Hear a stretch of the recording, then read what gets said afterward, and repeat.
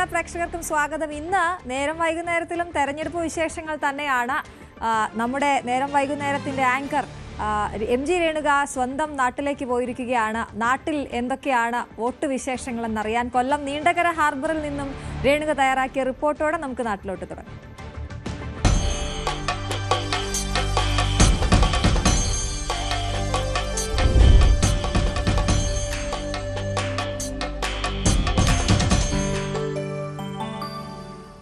നമുക്ക് മുന്നിൽ രാഹുൽ മാങ്കൂട്ടത്തിൽ വിഷയമുണ്ട്, സ്വർണ്ണക്കൊള്ളയുണ്ട്, അനേകം വിഷയമുണ്ട്, മുഖ്യമന്ത്രിക്ക് ഇഡി നോട്ടീസ് എത്തിയ വിഷയം വരെയുണ്ട്. പക്ഷേ നമ്മൾ താഴെ തട്ടിലേക്ക് എത്തുമ്പോൾ, ജനങ്ങളിലേക്ക് ഇറങ്ങുമ്പോൾ അവരുടെ അടിസ്ഥാന പ്രശ്നങ്ങൾ തന്നെയാണ് അവരുടെ ഏറ്റവും വലിയ പ്രശ്നം. അതിനപ്പുറമുള്ള ചർച്ചകളല്ല, അവരുടെ ഏറ്റവും അടിസ്ഥാനമായ പ്രശ്നം. അത് അവരുടെ ജീവിതമാർഗം, ഒപ്പം തന്നെ വികസനം, മറ്റേ ശുദ്ധജലം ലഭിക്കുന്നുണ്ടോ എന്നത്, താമസിക്കാൻ ഒരു ഇടമുണ്ടോ എന്നുള്ളത്, അങ്ങനെ ഏറ്റവും അടിസ്ഥാനമായ, പിന്നീട് ഈ മാലിന്യ പ്രശ്നങ്ങൾ, അങ്ങനെയൊക്കെയുള്ള നിരവധിയായിട്ടുള്ള പ്രശ്നങ്ങൾ മനുഷ്യർ അനുഭവിക്കുന്നുണ്ട്. അത് തന്നെയാണ് അവർ ഏറ്റവും ആദ്യം കൺസിഡർ ചെയ്യുന്നത്. പിന്നീട് ഈ വ്യക്തികളെ നോക്കിയുള്ള വോട്ടിംഗ്, ആ വിധത്തിലുള്ള പാറ്റേൺ ഉണ്ട്. നമ്മൾ ആളുകളുമായി സംസാരിക്കുമ്പോൾ അത് മനസ്സിലാകുന്നു. അതിനപ്പുറം പിന്നീട് രാഷ്ട്രീയമായിട്ടുള്ള അവരുടെ കാഴ്ചപ്പാടുകൾ എന്നതാണ്. നമ്മളിപ്പോൾ നിൽക്കുന്നത് ഹാർബറിലാണോ എന്ന് പറഞ്ഞല്ലോ. ഇവിടെ ഇപ്പോൾ ഒരൊറ്റ വിഷയം, മത്സ്യം എത്ര കിട്ടുന്നു എന്നതാണ്. ഓരോ വള്ളം വരുമ്പോഴും അതിൽ എത്ര മത്സ്യമുണ്ട്, അവർക്ക് നല്ല കച്ചവടം നടക്കുമെന്നുള്ളതാണ്. ഇപ്പോൾ ഒരു വള്ളം വന്നു, നിരവധി തവണ ഇപ്പോൾ പല കുട്ടകളിലായി മത്തി നീക്കം ചെയ്തു. എന്നിട്ടും ഇപ്പോഴും അത് നീക്കിക്കൊണ്ടിരിക്കുകയാണ്. കാണാം, നല്ല പച്ച മത്തിയാണ്. അപ്പോ നല്ല വിളവ് തന്നെയാണോ കിട്ടിയത്? നമുക്ക് ഇതിൽ കാണാം, ഇപ്പോ മത്സ്യമുണ്ട്. കുറെ നേരമായി ഇതിൽ നിന്ന് മത്സ്യം കരയിലേക്ക് എടുത്തുകൊണ്ടിരിക്കുകയാണ്. എന്നിട്ടും ഇനിയും കുറേയധികം കുട്ടകൾ മാറ്റാനുള്ള തരത്തിലുണ്ട്. അപ്പോ മത്സ്യ ലഭ്യത ഇപ്പോ ഉണ്ടോ നിങ്ങൾക്ക്? കുഴപ്പമില്ല അല്ലേ? ഇത് നല്ല കാച്ചിങ് ആയിരുന്നു അല്ലേ? മത്തി തന്നെയാണ് ഇപ്പോ കിട്ടിക്കൊണ്ടിരിക്കുന്നത്. വറുതിയുടെ സമയമല്ല, വറുതിയല്ല. അതിന്റെ മെച്ചം നിങ്ങളുടെ ജീവിതത്തിലുണ്ടോ? ഉണ്ട്. തെരഞ്ഞെടുപ്പ് വരുമ്പോ നിങ്ങൾക്ക് ആളുകളോട് എന്താണ് പറയാനുള്ളത്? പ്രശ്നങ്ങളുണ്ടോ? പ്രശ്നങ്ങളേ ഉള്ളു. എന്തായാലും ഈ മുഖങ്ങളിൽ കാണുന്ന സന്തോഷം, ഈ വള്ളത്തിൽ വന്ന മീൻ അവർക്ക് അല്പം ആശ്വാസം നൽകുന്നതാണ്. കാരണം ക്യാച്ചിങ് ഉണ്ട്, മത്സ്യലഭ്യതയുണ്ട് എന്നതാണ് അവർ പറയുന്നത്. അത് അവരെ ആശ്വസിപ്പിക്കുന്നതാണ്. പക്ഷേ അതിനപ്പുറം നിരവധിയായ പ്രശ്നങ്ങളുണ്ട്. അത് ഡീസൽ സബ്സിഡി ഉൾപ്പെടെയുള്ള വിഷയങ്ങൾ മത്സ്യമേഖലയെ സംബന്ധിച്ച് വലിയ പ്രശ്നമാണ്. കഴിഞ്ഞ നിയമസഭാ തെരഞ്ഞെടുപ്പിന്റെ കാലത്തും നമ്മൾ കണ്ടതാണ്.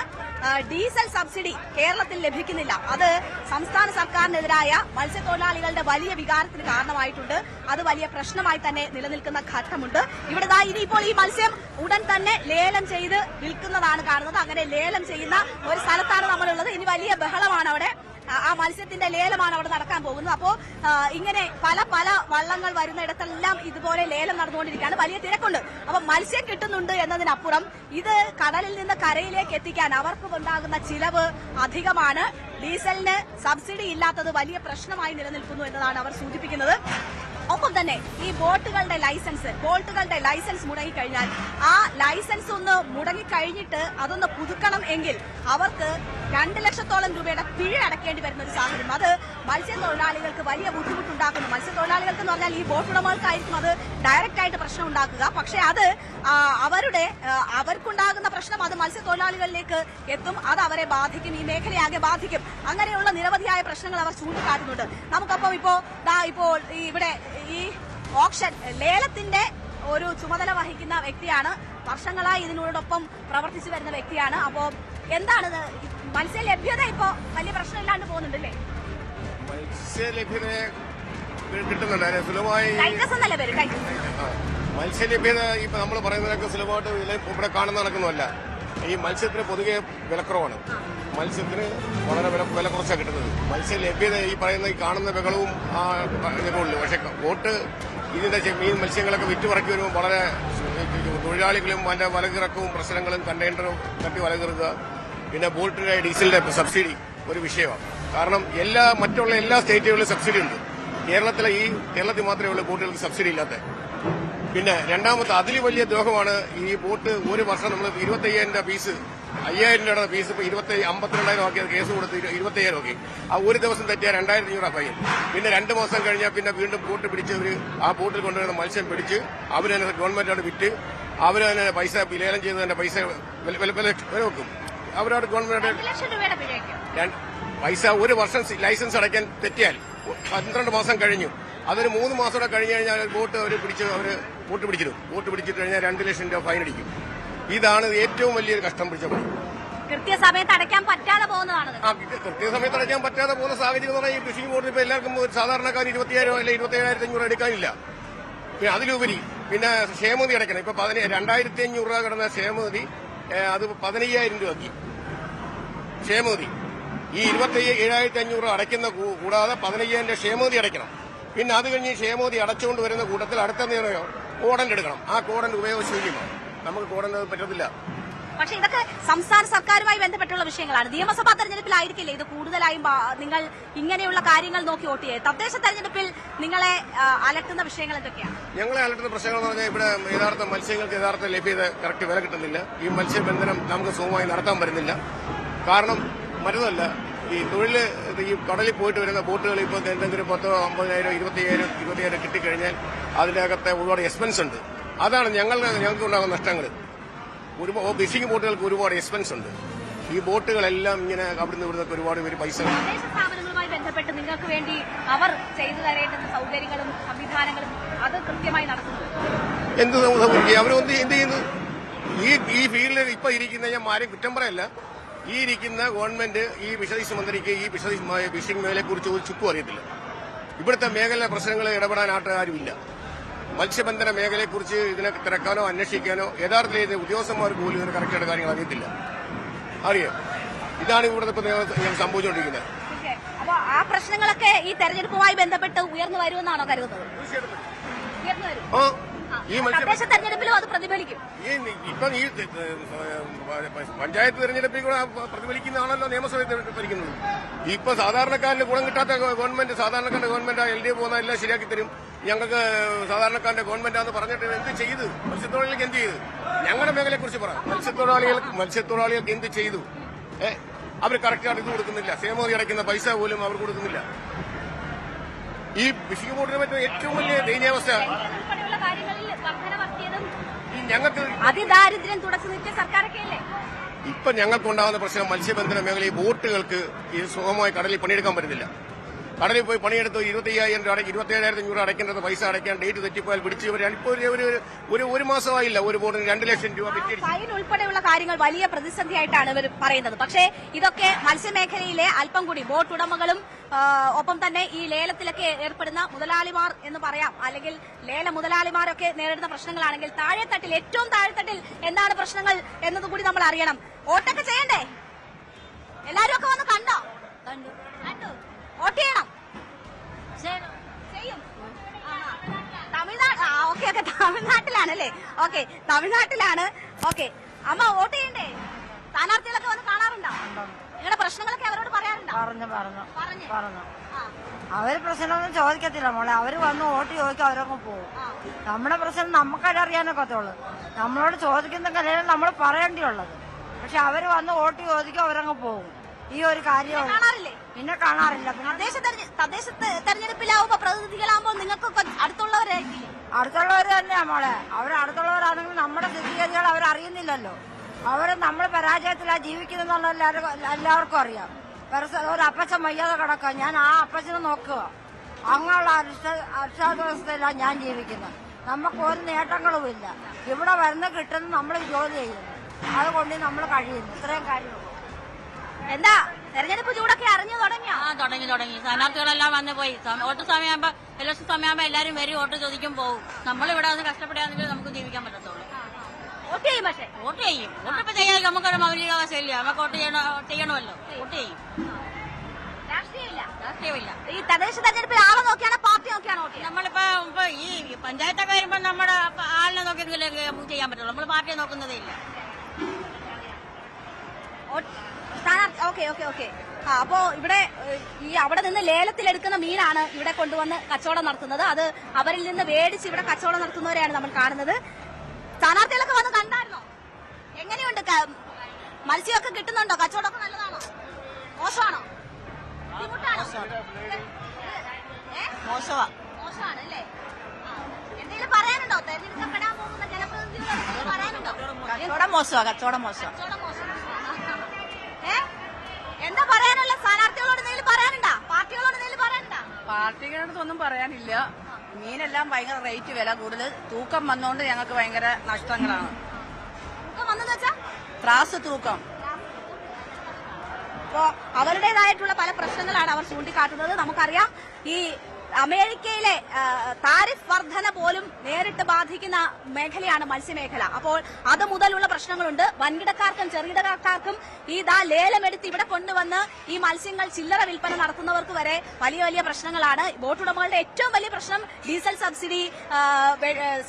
സബ്സിഡി ഇല്ല എന്നുള്ളതാണ്. അതിലുള്ള പ്രശ്നമാണ് അവർ ചൂണ്ടിക്കാട്ടുന്നത്. തമിഴ്നാടിനും മറ്റിടങ്ങളിലുമൊക്കെ ആകാമെങ്കിൽ എന്തുകൊണ്ട് കേരളത്തിൽ മാത്രം ഇത്തരം ഒരു സമീപനം എന്നത് അവർ ചൂണ്ടിക്കാട്ടുന്നു. ഇതിപ്പോൾ വലിയ തരത്തിൽ ലേലം നമുക്ക് കാണാം, പിന്നിൽ കാണാം. അവിടെ വലിയ ബോട്ടുകൾ വരികയും അവിടെ നിന്ന് മത്സ്യം കിട്ടുന്നു, അത് ലേലം വിറ്റു അങ്ങോട്ട് മാറുന്നതാണ് കാണുന്നത്. അതുമായി ബന്ധപ്പെട്ട് നിരവധി പേർ ജോലി ചെയ്യുന്ന നീണ്ടകര ഹാർബറിലാണ് നമ്മൾ ഇരിക്കുന്നത്. പക്ഷേ മത്സ്യമേഖലയിൽ ഇപ്പോൾ കിട്ടുന്ന മത്സ്യത്തിൽ അവർക്ക് സംതൃപ്തി ഉണ്ട് എങ്കിൽ പോലും അതിനപ്പുറം നിരവധി പ്രശ്നങ്ങളുണ്ട്. അതിലേക്ക് ആരും എത്തുന്നില്ല. വോട്ട് ചോദിക്കാൻ വരുന്നു, അവർ പോകുന്നു എന്നതിനപ്പുറം അവരുടെ പ്രശ്നങ്ങളിൽ ഇടപെടൽ ഉണ്ടാകുന്നില്ല എന്നതാണ് അവർ ചൂണ്ടിക്കാട്ടുന്നത്. പക്ഷേ അവർ അവരുടെ സമ്മതിദാന അവകാശം വിനിയോഗിക്കുമെന്ന് പറയുന്നു. അത് തദ്ദേശ തെരഞ്ഞെടുപ്പിനെ സംബന്ധിച്ച് നോക്കുകയാണെങ്കിൽ അത് പാർട്ടി നോക്കിയല്ല, വ്യക്തികളെ നോക്കിയാണ് ഞങ്ങൾ വോട്ട് ചെയ്യുക എന്നതാണ് പറയുന്നത്. ഇവിടെ രണ്ടുപേരും കൂടി ഉണ്ട്. കച്ചവടമൊക്കെ എങ്ങനെ പോകുന്നു? നല്ല രീതിയിൽ പോകുന്നു. തദ്ദേശ തെരഞ്ഞെടുപ്പിലെ സ്ഥാനാർത്ഥികളൊക്കെ വന്നോ? ഇല്ല, വന്നില്ല. വീട്ടിലൊക്കെ വന്നോ? വോട്ട് ചെയ്യണ്ടേ? വോട്ട് ചെയ്യണം. മാറുമോ? കൊല്ലം മാറുമോ ഇത്തവണ? എന്തുവെന്ന് അറിയാൻ വയ്യ. രാഷ്ട്രീയ പാർട്ടിയിലൊക്കെ ഉണ്ടോ? നമുക്ക് അങ്ങനൊന്നും പാർട്ടിയൊന്നുമില്ല. കച്ചവടം നടന്നാൽ മതി, നമ്മുടെ വീട്ടിലേക്കുള്ള പൈസ കിട്ടിയാൽ മതി. ഇപ്പൊ എന്താ ഇപ്പൊ മത്തിയൊക്കെ ഇഷ്ടം പോലെ കിട്ടുന്നുണ്ട്, നല്ല സീസൺ. വെള്ളമൊന്നും പോയില്ല, വെള്ളമൊന്നും പോയില്ല, അതുകൊണ്ടൊന്നും മത്തി കുറവാണ്. പൊതുവെ മത്തിയുടെ സീസണാണ്. ഇന്ന് വള്ളങ്ങൾ പോയിട്ടില്ല, ബോട്ടുകൾ മാത്രമാണ് പോയിട്ട് വന്നിട്ടുള്ളത്. അപ്പൊ അതുകൊണ്ടാണ്, അല്ലെങ്കിൽ ഇതിൽ കൂടുതൽ മത്തി ഉണ്ടാകും എന്നതാണ് പറയുന്നത്. അപ്പൊ തദ്ദേശ തെരഞ്ഞെടുപ്പൊക്കെ വരുന്ന സ്ഥാനാർത്ഥികളൊക്കെ നിങ്ങളെയൊക്കെ കാണാൻ എത്തിയായിരുന്നോ? തദ്ദേശ തെരഞ്ഞെടുപ്പിന്റെ ചൂടൊക്കെ അറിഞ്ഞു തുടങ്ങിയോ നിങ്ങള്? തദ്ദേശ തെരഞ്ഞെടുപ്പില്ലേ എല്ലാരും വന്നോക്കളെ. വോട്ട് ചെയ്യണ്ടേ? വോട്ട് ചെയ്യണം. പാർട്ടി നോക്കിയാണോ വോട്ട് ചെയ്യുന്നത്, അതോ എങ്ങനെയാണ്? അതിന്റെ ഒരു മാനദണ്ഡം എന്താ? ഞങ്ങൾക്ക് പാർട്ടിയുണ്ട്, അവരവർക്ക് പാർട്ടിയുണ്ട്. ഞങ്ങളുടെ പാർട്ടി നോക്കിയാൽ ഞങ്ങൾ ചെയ്യത്തോ. പാർട്ടി പറയൂ, ഞങ്ങളോട് പറയോ? ഞാൻ പറയും, അരിവാള് ചിട്ടിയില്ല. എനിക്ക് വോട്ടുണ്ടായിരുന്ന കാലം തൊട്ട് ആ വോട്ടിലാണ് ഞാൻ ചെയ്യുന്നത്. ഇനി ആരും നമ്മളെ ഇവിടെ നിർത്തിയില്ലേലും കുഴപ്പമില്ല. പാർട്ടി ഒരു കാലവും മാറത്തില്ല. ജയിച്ചു പോലോ തോറ്റു പോലും അവരെ ഉള്ളു. അപ്പൊ ഇത്തവണയും കൊല്ലം ചുവക്കും. ഇത്തവണയും കൊല്ലം ചുവന്നിരിക്കണം. അങ്ങനെ ജയിച്ചു പോലോ ജയിച്ചില്ല പോലോ നമുക്കൊരു പ്രശ്നമല്ല. നമ്മൾ ചെയ്യാനുള്ളത് ചെയ്തിരിക്കും. മത്സ്യമേഖലയിൽ എങ്ങനെയുണ്ട്? കാട്ടിൽ പോയി ഒളിച്ചിരുന്ന അയ്യപ്പൻ മലമോനെ ഇരിക്കുന്ന അയ്യപ്പനെ കൂടെ തോണ്ടി തോണ്ടി ചെമ്പാക്കിയത്. ഇതുപോലൊരു നാറിയ പറയണം ഇനി കണ്ടിട്ടേ ഇല്ല. പോവാണ് എന്തായാലും.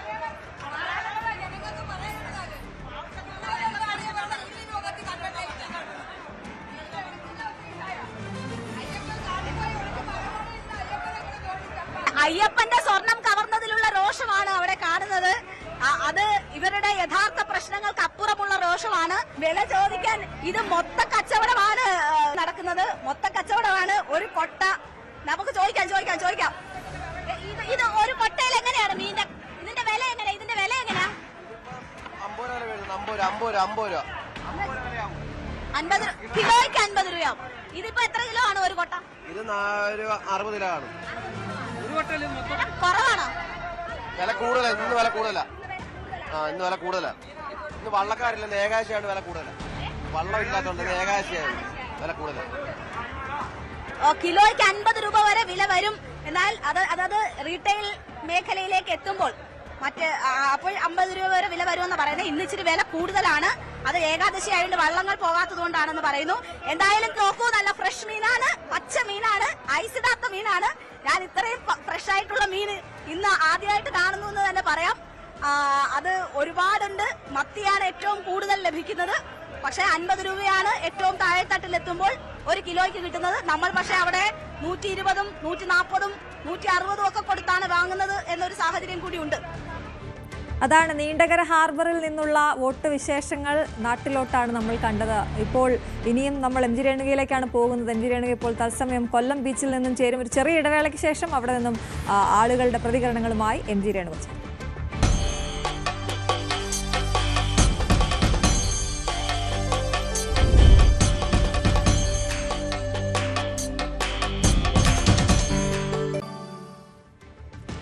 നമസ്കാരം പ്രിയ പ്രേക്ഷകരെ, ഞാൻ ഇന്ന് കൊല്ലത്താണുള്ളത്. തദ്ദേശ തെരഞ്ഞെടുപ്പ് ചൂടിൽ കേരളം ഇങ്ങനെ തിളച്ചു മറിയുമ്പോൾ എങ്ങനെയാണ് നമുക്ക് ന്യൂസ് സ്റ്റുഡിയോകളിൽ ഇരിക്കാൻ പറ്റുക? ഞാൻ ഇന്ന് എന്റെ നാട്ടിലെ വോട്ട് വിശേഷങ്ങൾ പങ്കിടാൻ വേണ്ടി എത്തിയതാണ്. പ്രേക്ഷകർ കണ്ടിട്ടുണ്ടാകും, രാവിലെ മുതൽ തന്നെ കൊല്ലത്തിന്റെ പല ഭാഗങ്ങളിൽ ഞങ്ങൾ എത്തി, നാട്ടുകാരോട് സംസാരിച്ചു, ആൾക്കാരോട് സംസാരിച്ചു. കൊല്ലത്തിന്റെ പൾസ് എന്താണ് എന്ന് മനസ്സിലാക്കാനുള്ള ഒരു ശ്രമമായിരുന്നു നടത്തിയത്. ഇപ്പോൾ ഞങ്ങളുടെ യാത്ര എത്തി നിൽക്കുന്നത് കൊല്ലം ബീച്ചിലാണ്. കൊല്ലം ബീച്ച് എന്ന് പറയുന്നത് ഒരു സംഗമ ഭൂമിയാണ്. കൊല്ലത്തിന്റെ പല ഭാഗങ്ങളിൽ നിന്ന് ആളുകൾ എത്തുന്ന ഇടമാണ്. ഞങ്ങളുടെ ഏറ്റവും പ്രിയപ്പെട്ട സായാഹ്ന സവാരി കേന്ദ്രമാണ്. ഇവിടെയാണ് കൊല്ലത്തുകാർ അവരുടെ നല്ല സമയങ്ങൾ ചെലവഴിക്കുന്നത്. അപ്പോൾ ആ സായാഹ്നത്തിൽ ശാന്തമായ കടൽ നമുക്ക് അടുത്തുണ്ട്. നമുക്കൊപ്പം പക്ഷേ തിളച്ചു മറിയുന്ന രാഷ്ട്രീയം പറയാനായി മുന്നണി നേതാക്കന്മാരുണ്ട്, ഒപ്പം നാട്ടുകാരുണ്ട്, പാർട്ടി പ്രവർത്തകരായിട്ടുള്ളവരൊക്കെ ഉണ്ട്. എല്ലാവരും ഇങ്ങോട്ട് വന്നുകൊണ്ടിരിക്കുകയാണ്. ഇത് ബിജെപിയുടെ ജില്ലാ പ്രസിഡന്റ് എസ് പ്രശാന്താണ് ബിജെപിയെ പ്രതിനിധീകരിച്ച് നമുക്കൊപ്പം ഉള്ളത്.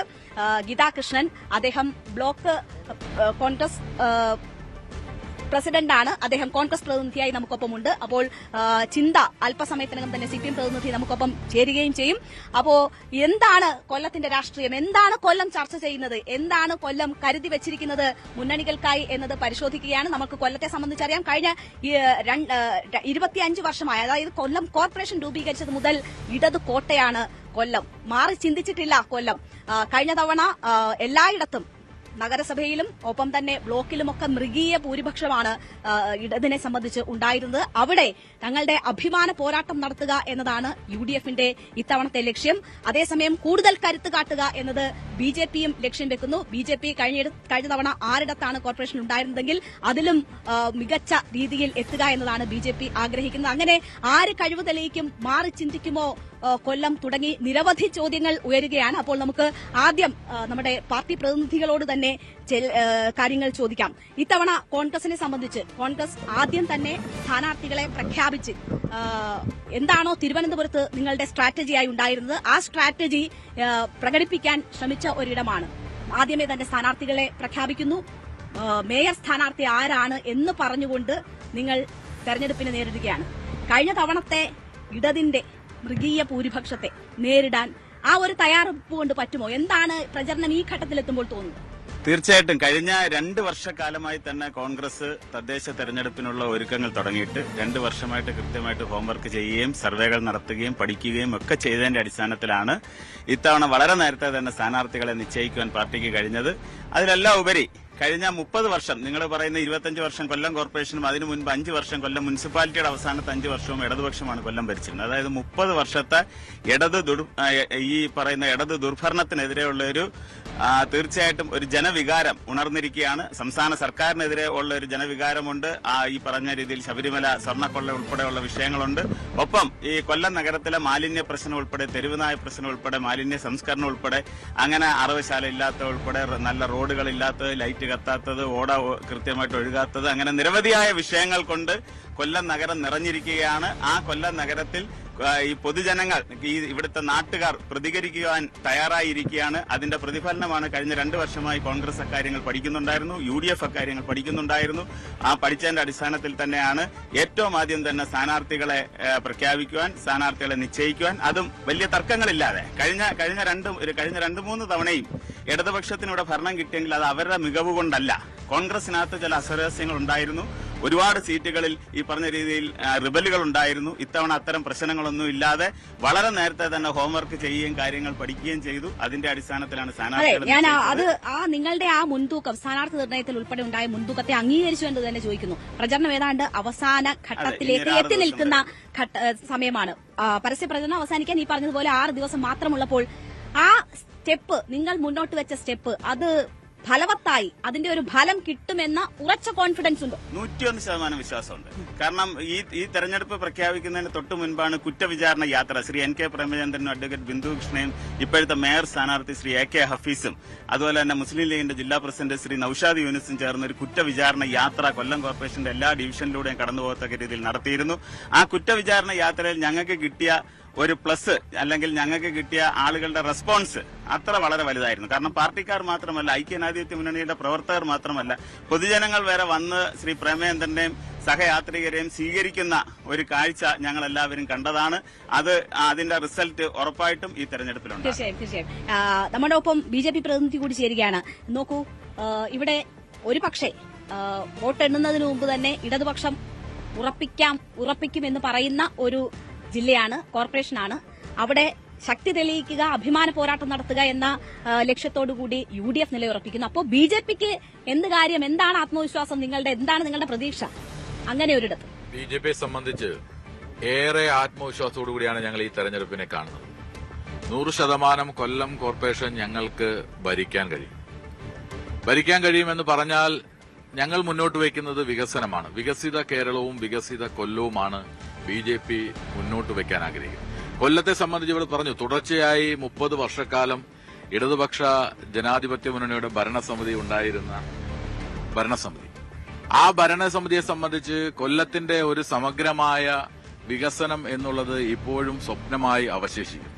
നമ്മെ സംബന്ധിച്ചറിയാം, 25 വർഷമായി. ഇപ്പൊ 25 വർഷങ്ങൾക്ക് മുമ്പ് ഒരു കുഞ്ഞ് ജനിച്ച കുഞ്ഞിനെ സംബന്ധിച്ച് ഇന്ന് ആ കുഞ്ഞ് വിവാഹം കഴിഞ്ഞാൽ അടുത്ത കുഞ്ഞ് ജനിക്കേണ്ട സമയമായിട്ടും ഇപ്പോഴും കൊല്ലം കോർപ്പറേഷൻ മുട്ടിലിഴയുന്ന നിലയിലേക്കാണ് പോകുന്നത്.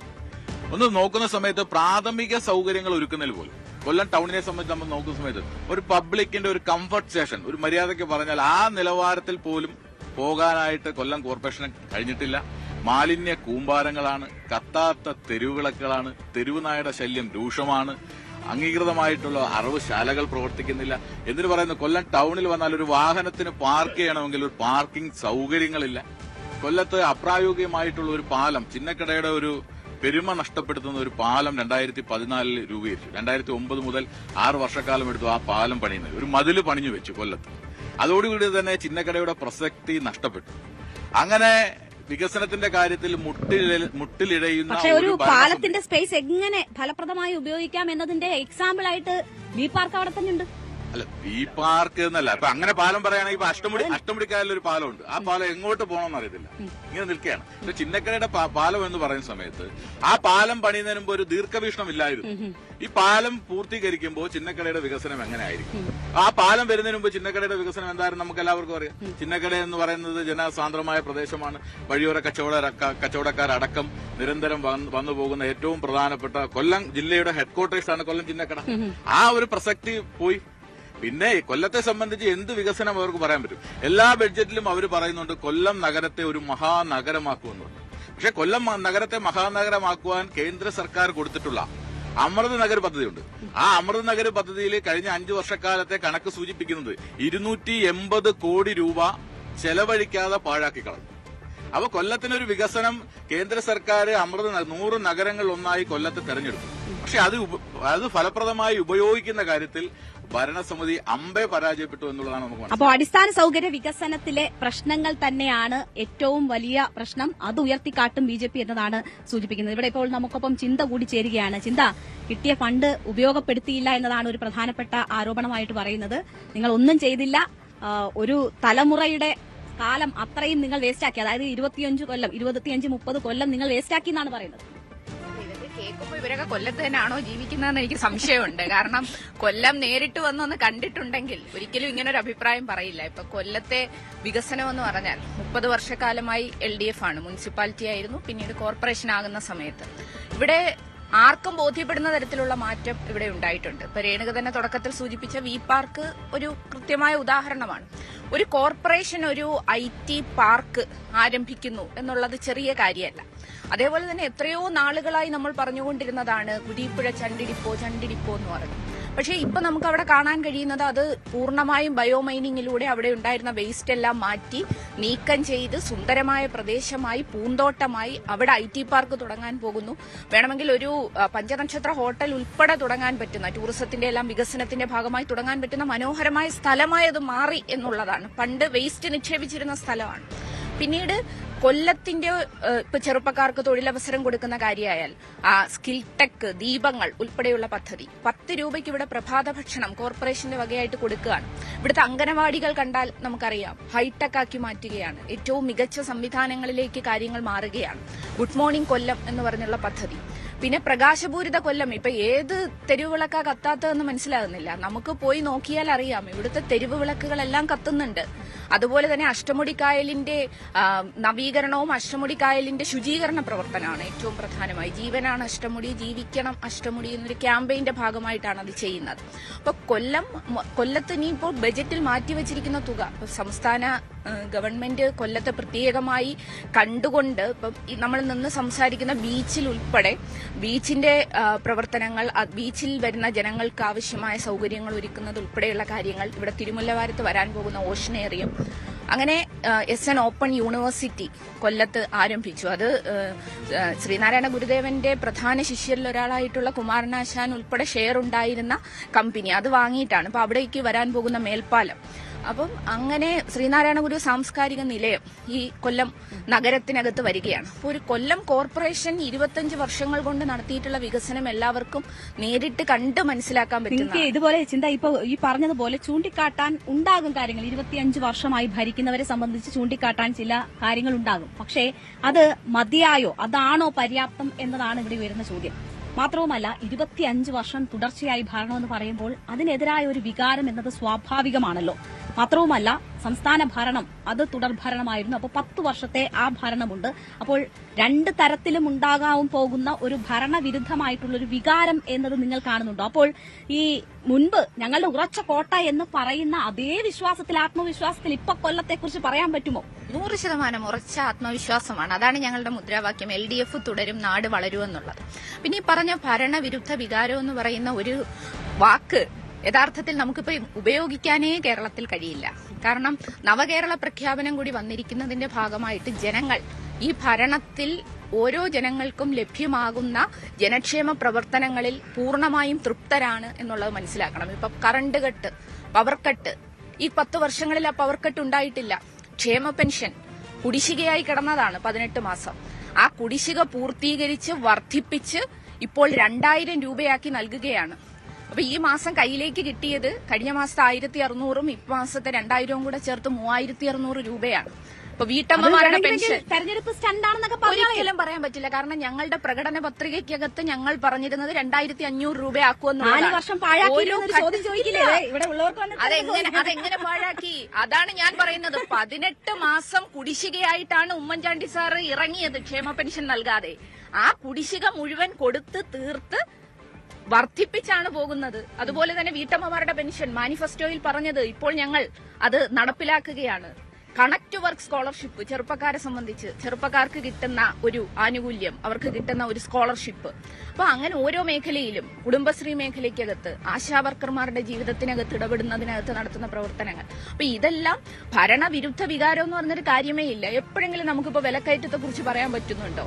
ഈ ഓണം കഴിഞ്ഞല്ലോ, ഒരു പട്ടിണി സമരം, എന്തായാലും അടുത്ത ഘട്ടത്തിൽ നമുക്ക് പ്രേക്ഷകർ അല്ലെങ്കിൽ മറ്റേ വലിയ മാറ്റമാണ് ഇവിടെ ഉണ്ടാകുന്നത്. വിലക്കയറ്റം എന്താണ്, പ്രശ്നം എന്താണ് എന്നത് അവർ കൂടി വിലക്കയറ്റത്തിന്റെ കാര്യത്തിലൊക്കെ അവർക്ക് കൂടി പറയാൻ പറ്റും. ഇവിടെ ഇപ്പൊ ഒരു കാര്യം, ഇവിടെ ഇപ്പോ ചിന്ത ചൂണ്ടിക്കാട്ടിയ കാര്യങ്ങളുണ്ടല്ലോ.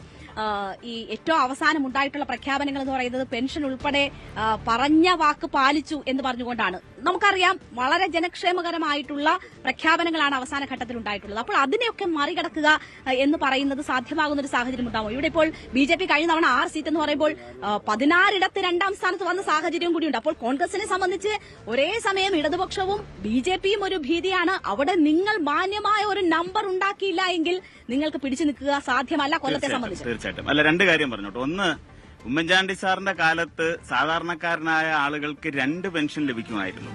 ഉമ്മൻചാണ്ടി അതിനുശേഷം പിണറായി ഗവൺമെന്റ് വന്നിട്ട് ആദ്യം ചെയ്തത് 2 പെൻഷൻ വാങ്ങുന്നത് 1 ആക്കി മാറ്റി. എന്നിട്ടാണ് 1100 നിന്ന് അത് 1600 ആക്കി മാറ്റി. അതായത് 1100 രൂപ വെച്ച് 2 പെൻഷൻ വാങ്ങിയിരുന്ന ആളുകൾക്ക് അത് കട്ട് ചെയ്ത് ഒന്നാക്കിയിട്ട് അവർക്ക് 1600 ആക്കി കൊടുത്തു. മറ്റൊരു കാര്യം, ഈ പെൻഷനുകൾ ഇപ്പം ഇവിടെ തന്നെ ഇദ്ദേഹം പറഞ്ഞ പെൻഷൻ, കെട്ടിട നിർമ്മാണ ക്ഷേമനിധിയിലെ തൊഴിലാളികൾക്ക് പെൻഷൻ കിട്ടിയിട്ട് എത്ര മാസമായെന്നറിയാവോ? 20 മാസമായി. അവരവരെ ജീവിതത്തിൽ അധ്വാനിച്ചതിന്റെ അംശാദായം കൊണ്ടുവന്ന് ക്ഷേമനിധി ബോർഡിൽ അടച്ച് അവർക്ക് കിട്ടേണ്ടുന്ന പെൻഷൻ, അർഹമായ പെൻഷൻ, അതായത് നമ്മളൊരു ആനുകൂല്യം കൊടുക്കുമല്ല, അവർ ഈ പൈസ ജീവിതത്തിൽ ജോലി ചെയ്ത് അടച്ചതാണ്. അത് തീർച്ചയായും ചിന്ത. ഞാൻ ഇന്ന് കശുവണ്ടി കോർപ്പറേഷൻ ഓഫീസുകൾ കയറിയിരുന്നു, അവിടെ ജീവനക്കാരെ കണ്ടിരുന്നു. ഈ ക്ഷേമനിധി പെൻഷന്റെ എല്ലാ ക്ഷേമനിധി പെൻഷനും 2 പെൻഷൻ ലഭിച്ചുകൊണ്ടിരുന്നവരുടെ ഒന്നാക്കി ചുരുക്കി എന്ന് പറഞ്ഞു. അപ്പൊ അതിന്റെ സാങ്കേതികത്വം എന്താണെന്ന് എല്ലാവർക്കും അറിയാം. അതില് എത്ര മാസം കുടിശ്ശിക ഇട്ടിട്ടാണ് ഉമ്മൻചാണ്ടി സാർ ഇറങ്ങിയെന്നുള്ളത് കൂടി ഓർക്കണം. നിയമസഭയ്ക്കകത്ത് ഒന്നുമില്ല, 18 മാസത്തെ കുടിശ്ശിക ഇട്ടുകൊണ്ടാണ് ഇറങ്ങിയത്. 18 മാസത്തെ കുടിശ്ശിക അതിന്റെ ഭാഗമായിട്ടുണ്ടായിരുന്നു. പല പെൻഷനുകൾക്കകത്തും 18 മാസത്തെ കുടിശ്ശിക ഉണ്ടായിരുന്നു. അതിനെല്ലാം ഏകീകരിച്ചുകൊണ്ടാണ് നമ്മൾ ക്ഷേമ പെൻഷനാക്കി പിന്നീട് നൽകുന്നത്. അപ്പം നമ്മളതിൽ കാണേണ്ട ഒരു കാര്യം, കേരളത്തിലെ ജനങ്ങളെ സംബന്ധിച്ച് ജനങ്ങൾക്ക് ഈ കക്ഷി രാഷ്ട്രീയ വ്യത്യാസത്തിന്റെ ഭാഗമായി നടക്കുന്ന തർക്കത്തിലല്ല താല്പര്യം. ജനങ്ങളുടെ ജീവിതത്തെ സ്പർശിക്കുന്ന എന്തൊക്കെ പ്രവർത്തനങ്ങൾ സർക്കാർ നടത്തുന്നു എന്നുള്ളതാണ്. അതിൽ തീർച്ചയായും സഖാവ് പിണറായി വിജയന്റെ ഗവൺമെന്റ് ജനങ്ങൾക്ക് ജനോപകാരപ്രദമായ പ്രവർത്തനങ്ങളാണ് നടത്തുന്നതെന്നുള്ളതിൽ ഒരു തർക്കവുമില്ല. ഇപ്പൊ കൊല്ലത്ത് തന്നെ നമുക്ക് ഇവിടെ നിന്ന് കാണാം തങ്കശ്ശേരി വിളക്കുമരവും അതിന്റെ ചുറ്റുമുള്ള പ്രദേശങ്ങളും അവിടെയെല്ലാം ഉണ്ടായിട്ടുള്ള ടൂറിസത്തിന്റേതായ വികസനം. അപ്പൊ ടൂറിസം വികസനം എന്ന് പറഞ്ഞാൽ ആ ഒരു പ്രദേശത്തിനാകെ മാറ്റം ഉണ്ടാവുകയാണ്. ഒരു ടൂറിസം ഡെസ്റ്റിനേഷനായി വരുമ്പോൾ ഈ നാടിനാകെ വികസനം ഉണ്ടാവുകയാണ്. അപ്പൊ ആ ഒരു വലിയ മാറ്റത്തിന് നമ്മുടെ നാടിനെ ഒരുക്കാൻ കഴിയുന്ന വിധത്തിലേക്ക് ഗവൺമെന്റിന് കഴിഞ്ഞിട്ടുണ്ട്. ഗവൺമെന്റ് ആ പ്രവർത്തനങ്ങളുടെ ഭാഗമായി പോവുകയാണ്. കോർപ്പറേഷന്റെ ഒരു കാര്യം ഞാൻ കൂടെ ഒന്ന് പറഞ്ഞോട്ടെ.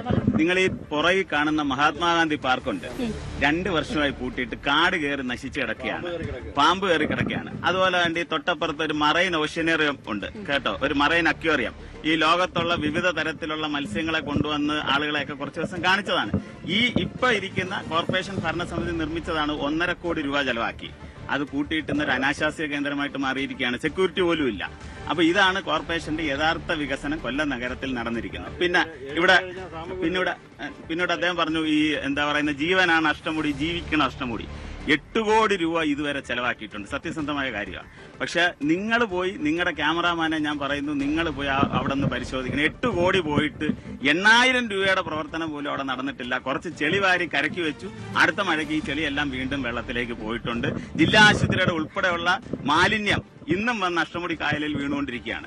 1000കണക്കിന് വീടുകളുടെ കക്കൂസ് മാലിന്യം ഇന്നും വന്ന് അഷ്ടമുടി കായലിൽ വീണുകൊണ്ടിരിക്കുകയാണ്. ഇതിനൊന്നും പരിഹാരം കാണുവാൻ കൊല്ലം കോർപ്പറേഷനോ ഈ കൊല്ലം നഗരം ഭരിക്കുന്നവർക്കോ കഴിഞ്ഞിട്ടില്ല എന്നുള്ള പ്രാദേശിക വിഷയങ്ങൾ തന്നെയാണ് ഇവിടെ പ്രധാനപ്പെട്ട അജണ്ടയാക്കുന്നത്. ബിജെപിയും ആ രീതിയിൽ തന്നെയാണോ ഈ തെരഞ്ഞെടുപ്പ് പ്രചരണ രംഗത്ത് കോൺസെൻട്രേറ്റ് ചെയ്തിട്ടുള്ളത്? തീർച്ചയായിട്ടും തദ്ദേശ സംബന്ധിച്ച് തദ്ദേശ സ്ഥാപനങ്ങൾ എന്ന് പറയുന്നത് പ്രാദേശിക ഭരണകൂടങ്ങളാണ്. അപ്പോൾ ആ പ്രാദേശിക ഭരണകൂടങ്ങൾ ചെയ്യേണ്ട ചില പ്രവർത്തനങ്ങളുണ്ട്. ഇപ്പൊ സൂചിപ്പിച്ചു ക്ഷേമ പെൻഷൻ 2021 പ്രകടന പത്രികയിൽ പറഞ്ഞ കാര്യം അവർക്ക് പൂർത്തീകരിക്കാൻ വേണ്ടി 5 വർഷം വന്നു. അപ്പൊ സ്വാഭാവികമായും ഒരു തെരഞ്ഞെടുപ്പ് മുന്നിൽ കണ്ടുകൊണ്ട് ഇപ്പൊ പലയിടത്തും നടക്കുന്ന ഒരു പ്രവർത്തനം എന്ന് പറയുന്നത് LDFന്റെ സ്ഥാനാർത്ഥികൾ ക്ഷേമ പെൻഷന്റെ അപേക്ഷ ഫോമുമായി വീടുകളിൽ പോവുകയാണ്. അപ്പൊ ഇതൊരു വോട്ട് ബാങ്കിന് വേണ്ടിയിട്ടുള്ള ഒരു തയ്യാറെടുപ്പാണ്. അതിനെ ക്ഷേമ പെൻഷന് നമുക്ക് അങ്ങനെ മാത്രമേ കാണാം. അവർക്ക് ആത്മാർത്ഥം ഉണ്ടായിരുന്നെങ്കിൽ 2021 അവർ പ്രകടന പത്രിക വന്നു. അവർ അധികാരത്തിൽ വന്നു. ഇത്രയും വർഷമായി കേന്ദ്രം എല്ലാ ഫണ്ട് കൊടുക്കാനും കേന്ദ്രം ഫണ്ട് കൊടുക്കാൻ തയ്യാറാണ്. കേന്ദ്രം ഫണ്ട് തരാൻ തയ്യാറാണ്. കേന്ദ്രം ഫണ്ട് തരാൻ തയ്യാറാണ്. പക്ഷെ കണക്ക് കൊടുക്കാൻ തയ്യാറല്ല. അതാണ് കേരളത്തിന് കേന്ദ്രം കൊടുക്കാത്തതുകൊണ്ടാണ് 65,000 കോടി രൂപയാണ് നാഷണൽ ഹൈവേക്ക് വേണ്ടി കേരളത്തിന് കൊടുത്തത്. 65,000 കോടി രൂപ കൊടുത്തു. സ്ഥലം ഏറ്റെടുക്കുന്നതിന് സംസ്ഥാനം 25% കൊടുക്കാമെന്ന് പറഞ്ഞു. അല്ല, സംസ്ഥാന ഗവൺമെന്റ് 25% കൊടുക്കാമെന്ന് പറഞ്ഞു. 5,000 കോടി രൂപ കൊടുത്തു. ബാക്കി കൊടുക്കാൻ പറ്റില്ല എന്ന് പറഞ്ഞ് കത്തെഴുതിയ ആളാണ് നമ്മുടെ മുഖ്യമന്ത്രി. കേരളം കടക്കണിയിലാണ്. ഇപ്പോഴെല്ലാവർക്കും ഒരു 5 ലക്ഷം കോടി രൂപ കടമാണ് കേരളം.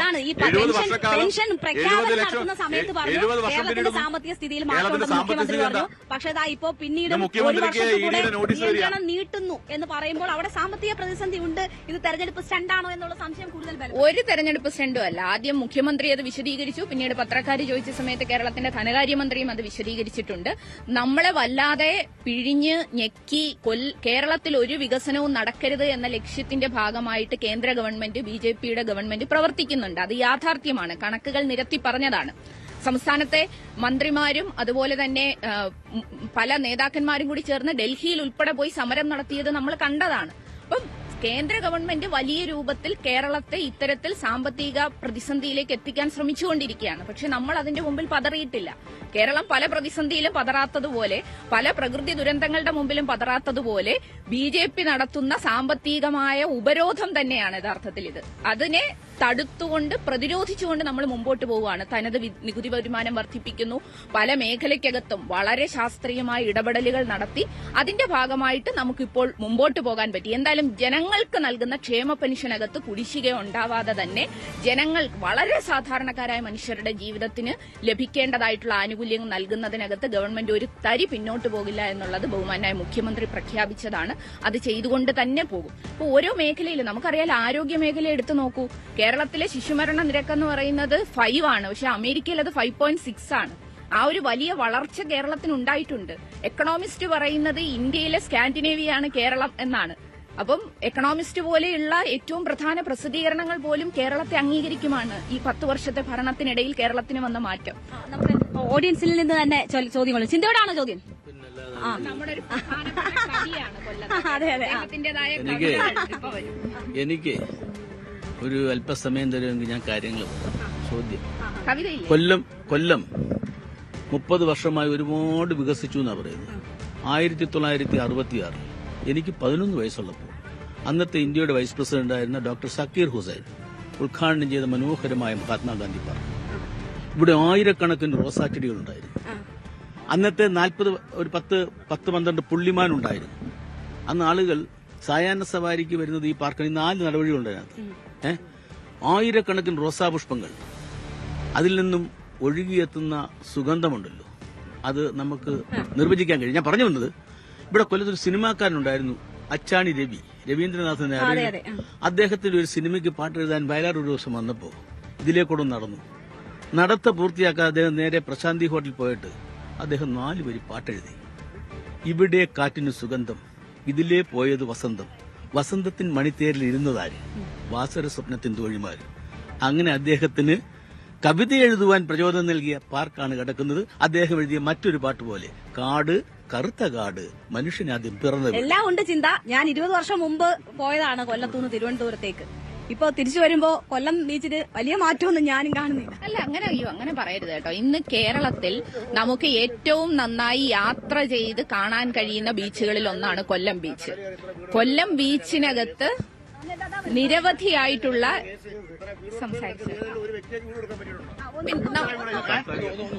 ചേട്ടാ, നമ്മുടെ കുളിർമ, തനിമ, നീലിമ നമ്മൾ അവിടെ നോക്കുന്നില്ല. ഞങ്ങളുടെ ഏരിയ നോക്കുന്നത്, ഞങ്ങളുടെ പ്രദേശം ഞങ്ങൾ അതാ നോക്കുന്നത്. ഞങ്ങൾക്ക് എന്റെ വീട് പോയല്ലേ, ഞാൻ അവർക്ക് വേണ്ടി ഇവിടെ സമരം ചെയ്തത്. ഞങ്ങൾക്കെതിരെ കേസ് എന്തേ സഖാവിന് പറയാമല്ലെന്നുള്ളത്. ഈ വീട് പോയി, സഖാവിന്റെ വീട് മുമ്പിലല്ലേ എത്ര വീട് പോയി. ഒരാൾക്ക് കൊടുക്കാൻ പറ്റിയിട്ടുണ്ട്. നിങ്ങളുടെ MLA ഈ ഏരിയ വന്നിട്ടുണ്ടോ? നിങ്ങൾ പറയുന്നിടത്തല്ലല്ലോ കാര്യങ്ങൾ. അല്ല, ഈ വീട് പോയവർക്ക് മുഴുവനും വീട് കൊടുക്കാൻ ഗവൺമെന്റ് തീരുമാനിച്ചിട്ടുണ്ട്. ഇല്ല, നിങ്ങൾ പറയുന്നതിനകത്ത് ഭയങ്കര മോശമായ സമീപനമാണ്. ഈ കേരളത്തിലെ ജനങ്ങളെ സുരക്ഷിതമായി ജീവിക്കുക, അതിനുള്ള ഭരണ സംവിധാനം ഇന്ന് കേരളത്തിലുണ്ട്. നിങ്ങൾ പറയുന്ന കണക്ക് ഈ വീടില്ലെന്ന് പ്രത്യേകം ഈ പദ്ധതി ഉൾപ്പെടുത്തി 10 ലക്ഷം രൂപ സർക്കാർ കൊടുക്കുകയാണ്. എവിടെ കൊടുത്തുള്ളൂ? ഒരാൾക്ക് കൊടുത്തു, എത്ര പേർക്ക് കൊടുത്തു? അതെ ചേട്ടാ, നമ്മുടെ ഇവിടെ നിന്ന് പള്ളിത്തോട്ടത്ത് അങ്ങോട്ട് പോയാൽ കോർപ്പറേഷൻ തന്നെ വെച്ചുകൊടുത്ത ഫ്ളാറ്റുകളുണ്ട്. അതുപോലെ തന്നെ നീലിമ, കുളിർമ തുടങ്ങിയ ഫ്ളാറ്റുകൾ ഇവിടെയുണ്ട്. മത്സ്യത്തൊഴിലാളി സുഹൃത്തുക്കൾ അതുപോലെ തന്നെ ഞാൻ പറയട്ടെ, നിങ്ങളുടെ മുമ്പിൽ നടന്ന സംഭവം കഴിഞ്ഞ പ്രാവശ്യം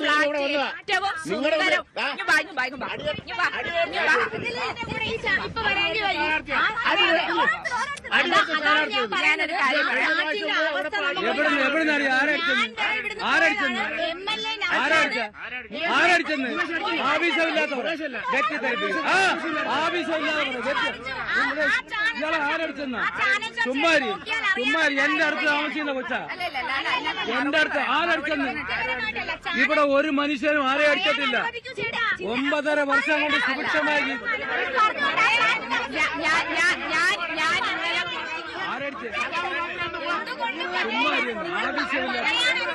ആവശ്യമില്ലാത്ത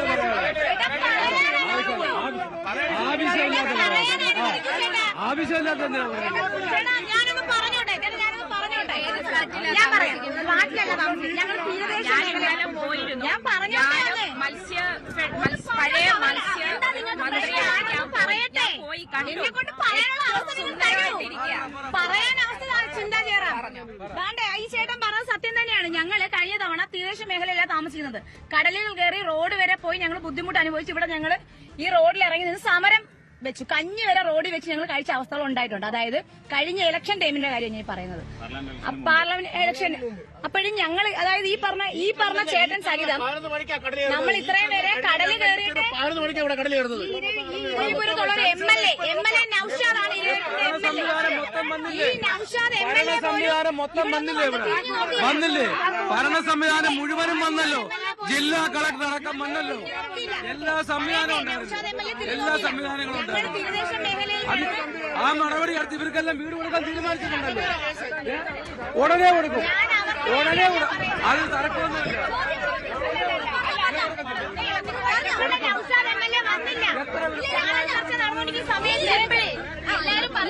ഈ വിഷയത്തിൽ ചിന്തയുടെ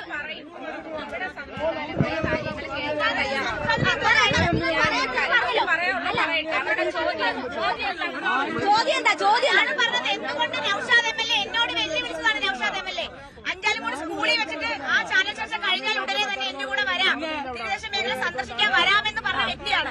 റിപ്പോർട്ടർ ചാനൽ എടുത്ത് നോക്കിയാൽ മതി. ചാനൽ ചർച്ച എന്തുകൊണ്ട് പുള്ളിക്കാരൻ ഇതുവരെ വന്നില്ല? ഇന്ന് ഇതുവരെയായിട്ട് എംഎൽഎ വന്നിട്ടില്ല. പറയും ആ എംഎൽഎ എവിടെ പോയി? ഇരുപത്തിലെ എംഎൽഎ എന്ത് ചോദിച്ചു കഴിഞ്ഞല്ലോ. ഇനി അവർ പറയട്ടെ, ചിന്ത പറയട്ടെ, മറുപടി പറഞ്ഞോ. അല്ല, 1-2 പേര് സംഘടിതമായി വന്നതെന്ന് എന്തെങ്കിലും പറഞ്ഞാൽ അതാണ് ഇവിടുത്തെ അഭിപ്രായം. ഇല്ല ചിന്തക്ക് കരുതരുത്. നൌഷാദ് എംഎൽഎ എന്ന് പറഞ്ഞൊരു എംഎൽഎ ഇരവിപുരത്ത് അതെ ഏറ്റവും ശക്തമായി ജനങ്ങൾക്കിടയിൽ 24/7 ഇടപെട്ടുകൊണ്ടിരിക്കുന്ന ഒരു എംഎൽഎ ആണ്. ആ എംഎൽഎ കണ്ടില്ല എന്ന് ആ കുട്ടി പറയുമ്പോ തന്നെ ആ കുട്ടിയുടെ രാഷ്ട്രീയം എന്താണ് എന്ന് വ്യക്തമാണ്. കാരണം നിങ്ങൾ ഇരവിപുരത്തുള്ള ഏതൊരു കൊച്ചു കുഞ്ഞിനോട് എന്ന് ചോദിച്ചു നോക്കിയാലും 24/7 ഇടപെട്ടുകൊണ്ടിരിക്കുന്ന എംഎൽഎ ആണ്. ഏത് പൊതുവിഷയമുണ്ടെങ്കിലും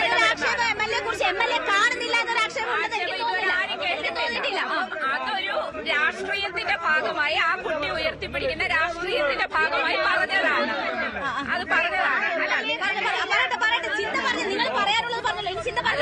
ഇവിടുത്തെ എംഎൽഎ ഇവിടെ ഈ അടുത്ത കാലങ്ങളിലൊന്നും നമുക്ക് ആർക്കും കാണാൻ പറ്റിയിട്ടില്ല.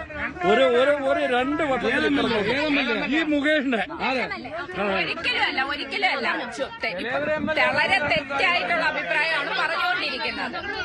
ഞാൻ കഴിഞ്ഞ ദിവസം അവര് മറുപടി പറയാൻ സമ്മതിക്കണ്ടേ? അവര് മറുപടി പറയാൻ സമ്മതിക്കും. ചോദിച്ചല്ലോ, മറുപടി പറഞ്ഞോളൂ. ചിന്ത പറഞ്ഞോ. ഞാൻ കഴിഞ്ഞ ദിവസം മത്സ്യത്തൊഴിലാളി കുടുംബങ്ങൾക്ക് പുനരധിവാസത്തിന്റെ ഭാഗമായി നൽകിയ ഫ്ളാറ്റിൽ സഖാവ് മേഴ്സിക്കുട്ടിയമ്മയും കൊല്ലത്തിന്റെ മേയറും ഞങ്ങൾ എല്ലാവരും പോയി. സഖാവ് പ്രസന്ന അണസ് ഉൾപ്പെടെ കൊല്ലത്തിന്റെ മേയർമാർ അവിടെ ഉണ്ടായിരുന്നു. അവിടെ ഏറ്റവും സന്തുഷ്ടമായിട്ടാണ് നമ്മുടെ മത്സ്യത്തൊഴിലാളി കുടുംബാംഗങ്ങൾ ജീവിക്കുന്നത്. ഏറ്റവും ഏതൊരു ബിൽഡർമാർ പണിയുന്ന ഫ്ളാറ്റിനെ പോലും പൊതുപ്പിക്കുന്ന നിലയിലുള്ള ഏറ്റവും മികച്ച സംവിധാനമാണ്. നിങ്ങൾക്ക് തൊട്ടടുത്താണ്, പോയാൽ കാണാം. ചെർമ ഫ്ളാറ്റ് പള്ളിത്തോട്ട മേഖലയിലുള്ളത്, നീലിമ ഫ്ളാറ്റ്, വിദ്യാതീരം പദ്ധതി. മത്സ്യത്തൊഴിലാളികളുടെ മക്കൾക്ക് പഠിക്കാൻ വേണ്ടി അവർ എത്ര വരെ പഠിച്ചാലും അവർക്ക് അതിനുള്ള സഹായം നൽകുകയാണ്. അതുപോലെ തന്നെ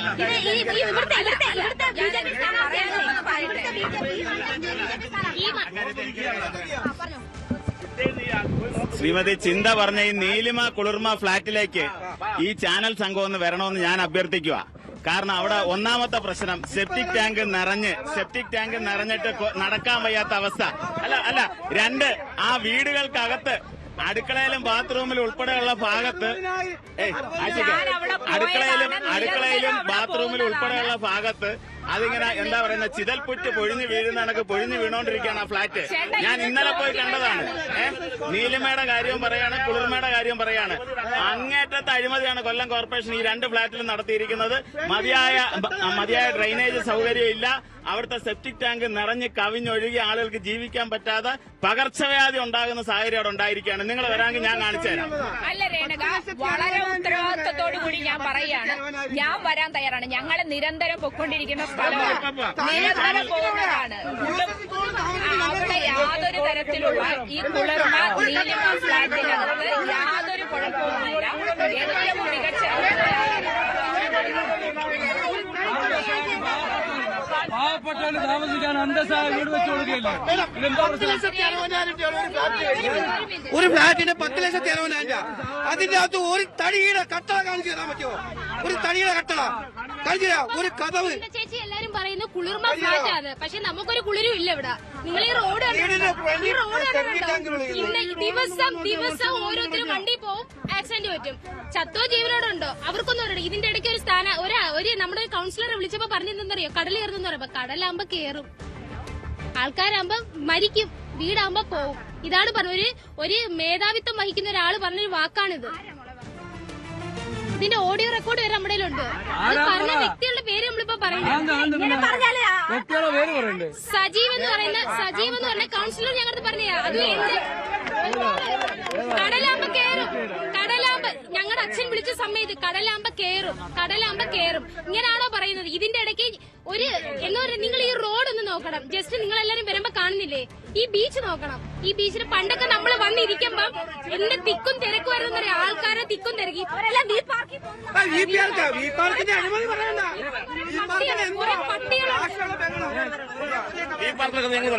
അതായത് അന്നിരുന്ന മേയറുടെ മരുമോന്റെ അച്ഛന് ചായ കച്ചവടം നടത്താൻ കൊടുത്തിരിക്കുകയാണ് വി പാർക്ക്. വേണം അവിടെ പോയി നോക്കണം. അവിടെ 10 ബോക്സ് വെച്ചിട്ടുണ്ട്. ഒരു ബോക്സ് 6 ലക്ഷം രൂപ വെച്ചാൽ ഒരു മിനിറ്റ്. ഇന്നലെ ഏണസ്റ്റ് എന്ന് പറഞ്ഞ സഖാവ് കൈരളി ചാനലില് പറയുകയുണ്ടായി 300 കോടി രൂപ ചെലവാക്കി റോഡ് നവീകരണത്തിന്. 300 കോടി പോയിട്ട് ഒരു കോടി കൊണ്ട് പോലും ഞങ്ങളെപ്പോലുള്ള സാധാരണക്കാർക്ക് കിട്ടിയിട്ടില്ല. നിങ്ങൾക്ക് കിട്ടിയ ഇവിടെ ജനിച്ചു വരുന്ന ആൾക്കാരല്ലേ? അല്ല, ഈ വി പാർക്കിന്റെ കാര്യം ഒന്ന് പറയട്ടെ. സ്വാഭാവികമായിട്ട് ഒരു പാർക്കൊക്കെ വരുമ്പോഴേ അത് കോർപ്പറേഷൻ ഭരണസമിതിയുടെ അധീനതയിലാണെങ്കിൽ അതൊന്ന് ന്യായമായ ലേലം ചെയ്ത് കൊടുക്കണ്ടേ? ആ ലേലം ചെയ്യൽ പ്രോസസിംഗ് പോലും ഇതുവരെ അവിടെ നടന്നിട്ടില്ല.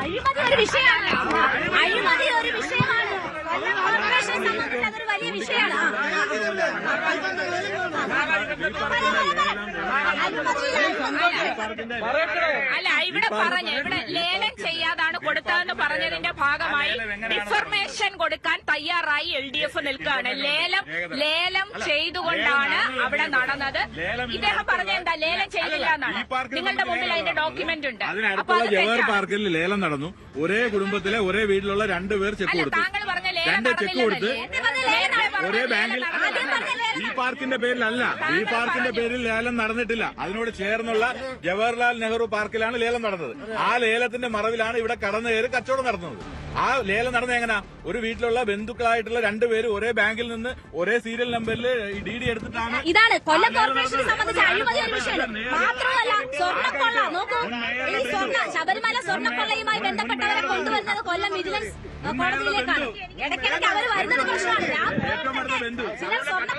ഇതാണ് സുതാര്യം. കട്ടളപ്പാടിയില്ല, സ്വർണ്ണമില്ല, അയ്യപ്പൻ. അല്ല, ഞാൻ മറുപടി പറയട്ടെ. നിങ്ങൾ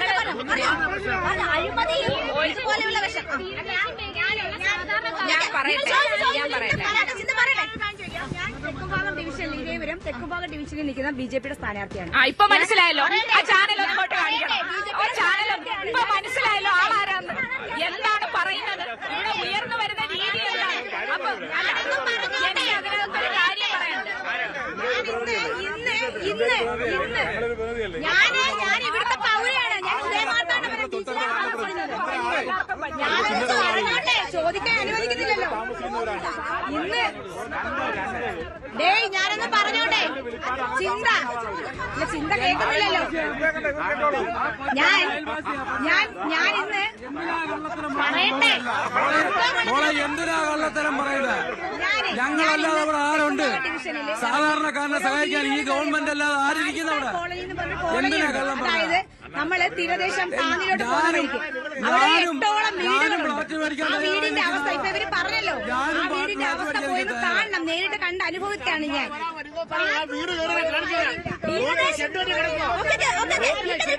തീരദേശ മേഖല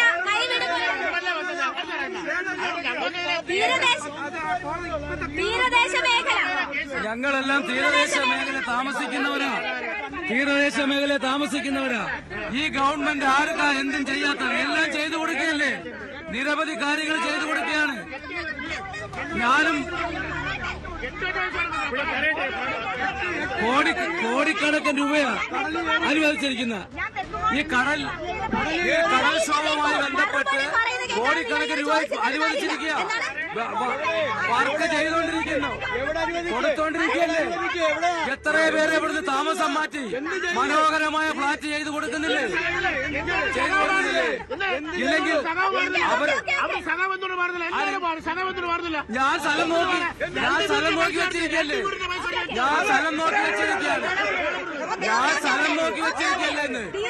എല്ലാവർക്കും കൊടുക്കുന്നു. കൊല്ലത്തിന്റെ തീരദേശ മേഖലയിൽ ഇതാണ് അവസ്ഥ. നിരവധി പ്രശ്നങ്ങൾ ജനങ്ങൾ ചൂണ്ടിക്കാട്ടുകയാണ്. അവർക്ക് അടിസ്ഥാന സൗകര്യ വികസനമില്ല, വീടില്ല, അങ്ങനെ നിരവധി പ്രശ്നങ്ങളാണ്. ഇതാണ് എവിടെ ഈ വിഷയങ്ങൾ ചർച്ച ചെയ്താലുമുള്ള അവസ്ഥ ഇതാണ്. എനിക്ക് ചുറ്റുമുയരുന്നത് പരാതികളാണ്. എന്ത് കൊല്ലത്ത് സംഭവിക്കുമെന്ന് കാത്തിരുന്ന് തന്നെ കാണേണ്ടുന്ന അവസ്ഥയാണ്. കാത്തിരുന്ന് കാണണം. കൊല്ലം ഇപ്പോൾ പ്രവചിക്കാൻ പറ്റാത്ത അവസ്ഥ എന്ന തലത്തിലാണ് പറയുന്നത്. ഇടതിനെ പിന്തുണയ്ക്കുമോ അതോ ഒരു മാറ്റം കൊല്ലത്ത് വരുമോ എന്നൊക്കെ നമുക്ക് കാത്തിരുന്ന് കാണണം. തദ്ദേശ തെരഞ്ഞെടുപ്പിൽ എന്തായാലും 9-നായിരിക്കും കൊല്ലത്തെ ജനത അവരുടെ മനസ്സ് തുറക്കുക. കഴിഞ്ഞു, നമ്മുടെ ഷോ കഴിഞ്ഞു. പ്രശ്നം ഉണ്ടാവാതെ